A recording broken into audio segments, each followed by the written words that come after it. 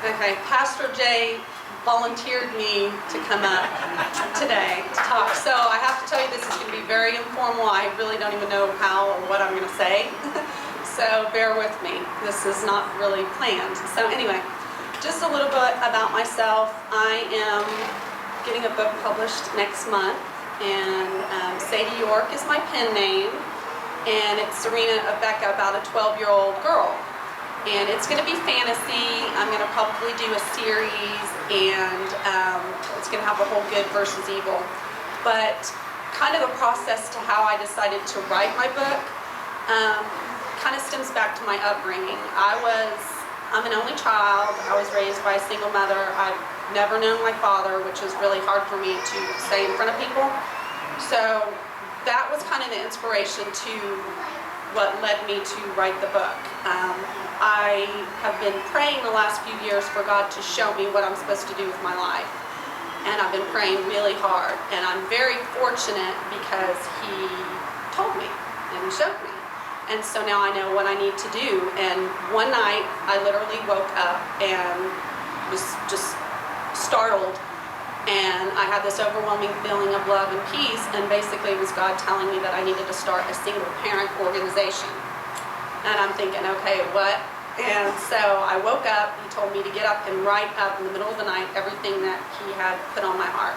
So I did, so that I wouldn't forget what He said. And I knew I needed somehow to do a single parent organization and work with kids, because single parents, children of single parents, orphaned, abandoned kids are on my heart. So I didn't know how I was going to do it. So I said, God's going to show me the way. So I continued praying. About a year later, He all of a sudden told me that I needed to write a book. I didn't, for years I really hadn't thought about writing a book. But He told me that I needed to write a book. Last summer, for 2 months, I wrote Serena Becca. And never thought it would get published, never believed that I could get a book published. And I decided to send it off to literary agents, and I had read a lot on Jack Canfield and other people, and they had said, when you become an author and you try to get published, you're going to get rejected. You're probably going to get rejected 100 times. You got to keep on doing it, because you will get, don't take it personally, you're going to get rejected.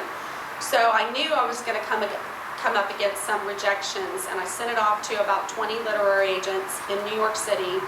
And and also going back to the niche that I'm in young adult, middle-aged niche, and it's a very tough group and tight niche to get into to become an author. So a lot of people can't break into it because it's just tough. It's a tough market. And I didn't get anywhere with the literary agents, so I kind of put it on the back burner. And my aunt, for several months, and my aunt called me up and said, you need to get back on that. You need to do something. You can't just not do anything about that. So I said, okay, and I got off the phone with her literally, and something said, send it straight to a publisher.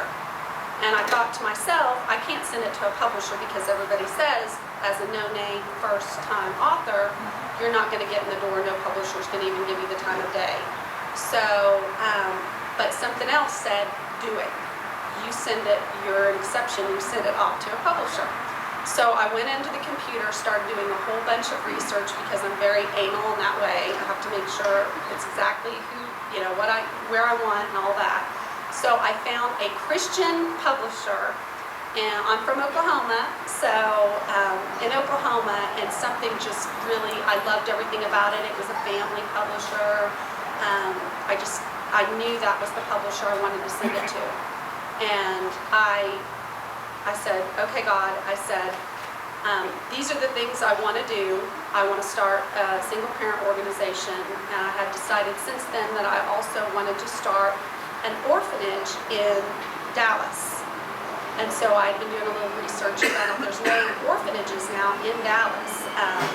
And so I was going to start an orphanage.